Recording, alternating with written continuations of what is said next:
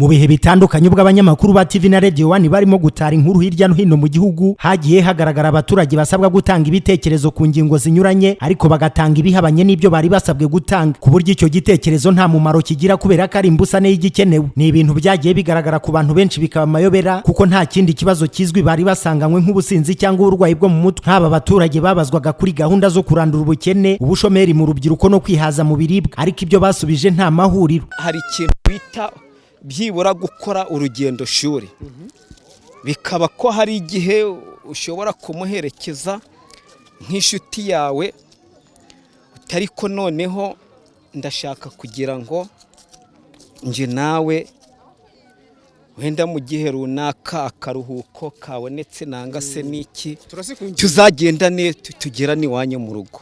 Akabwira mugenzi we akabwira mugenzi nanga nk'uwo nguwo ukora nka akazi runaka. Bimukira nawe urabizi ngira ngo ntabwo uri mutoya, sibyo? None akaza teze kwavuye Ruhengeri uzagwahe.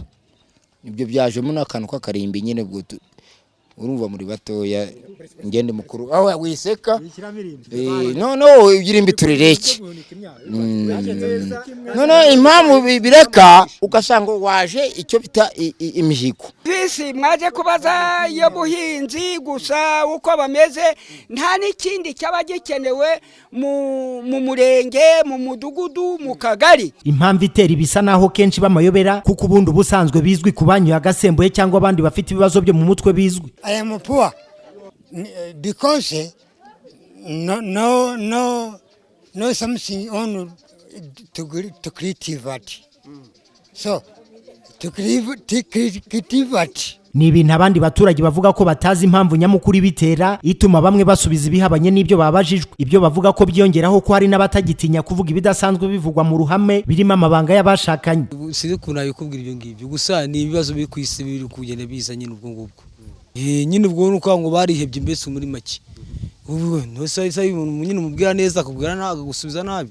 Kuko umuntu muzima ntago yasebye urushako adafite gahunda, ntago yasebye umugabo we yashatse cyangwa asebye umugore we babyaranye banasezeranye, nubwo aba bantu bakoze divorce ariko bigeze kubaho mu buzima bwiza. Ibitangazamakuru bya TV na Radio 1 byifuje kumenya iki inzego z'ubuzima zivuga kuri iki kibazo, maze Dr Jean Damascene Ntiyamuremye ukuriye ishami ry'ubuvuzi bw'indwara zo mu mutwe mu kigo cy'igihugu gishinzwe ubuzima RBC avuga ko ari ikibazo giterwa no kuba ubwonko bwaratakaje ubushobozi bwo gukora neza. Wenda hari n'igihe ayoberwa n'icyo wamubajije, hanyuma noneho akagerageza gusubiza ibintu yiboneye kugira ngo asubize.